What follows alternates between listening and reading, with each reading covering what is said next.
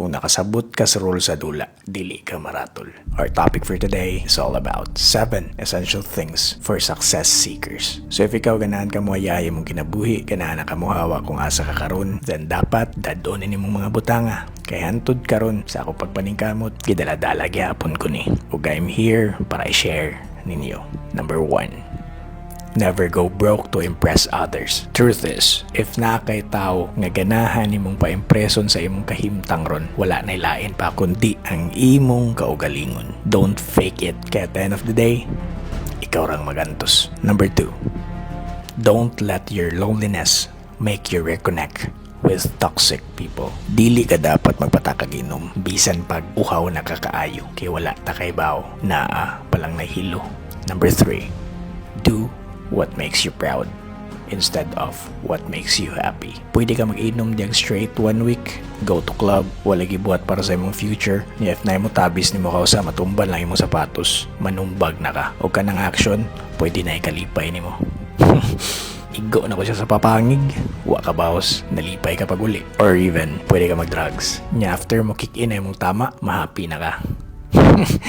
Haya na ko ron eh. Batang pangutana diya, pag human ni magbuhat atong mga butanga, proud ba ka ato? Number 4. Be careful who you trust.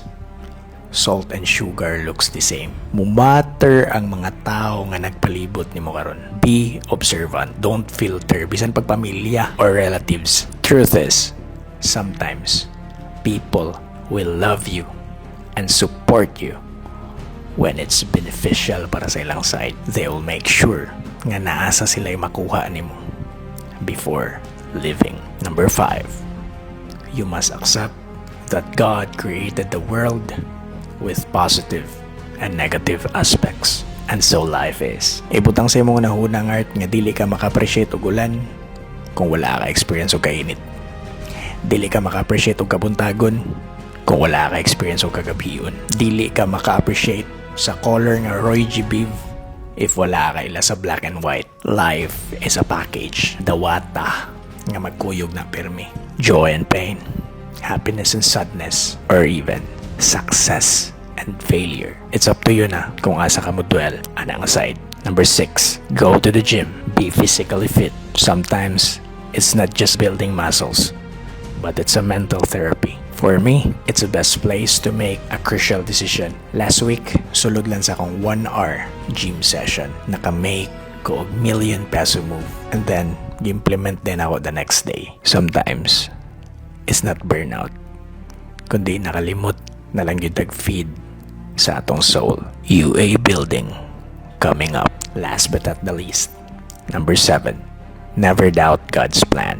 He knows what's best for you. Well, I love this story nga ganahan sa di-share ninyo. Nayo sa kabarko na lunod. Ang nakasurvive ra sa mga passenger o sa kalalaki. Ang usa ka lalaki na adto sa island. Nakasurvive siya dito weeks tungod sa fruits at mga coconut nga yang giinom. Karon naabot na ang 2 weeks. Naabot ang tingtugnaw. Naghimo siya og murag hot dito, balay-balay. Ang hot gibuhat niya for almost 1 week. Put gather materials, mga dahon sa lubi, and then nahuman ang hot. Iyo gitong pinaghirapan. Niabot ang panahon nga grabe na jud kay katugnaw. So sa iyang hat sa kilid, ni-decide siya nga magdaog. After niya daog, natulog siya. After 3 hours, nakamata siya kalit kayang kayo napunta sa hat nga iyang gipaningkamutan og build. Nasunog ang balay-balay nga iyang gibuhat. And then gi-question niya ang Ginoo. Ngano man Lord, nganong ako man, wa kay ayo pagka Ginoo. May tagwa na lang ko nimo gipa-survive. Existing ba ka? Nganong giparusahan mo ko nimo ginanion sa akong sala. Pinaningkamutan ko to build ang hat pero nganoy mo manggilet nga masunog. The next day, naibarko. Sige syagit. Oy, na ako dire. Tabang. Kita niyang kapitan. Antod ang barko na duol na sa isla. Ningon siya nga, Kap, nganong kabaw mo nga naitaw dire? Nya kaning isla nga di migyon ni aptan na no barko. Niya na ang kapitan. Kay kita may pagabi nga naay nasunog nga hat. Lesson is, tao ra ta. Dili ta makatungkad kung sa mga plano sa Ginoo para nato. But as long as hugot atong faith niya, salig ta siya mga plano. Tanan niyang ipangbuhat para ni Murun, para na sa imong kaayo. And that's our topic for today. Don't forget to thank God every single day. Happy Sunday.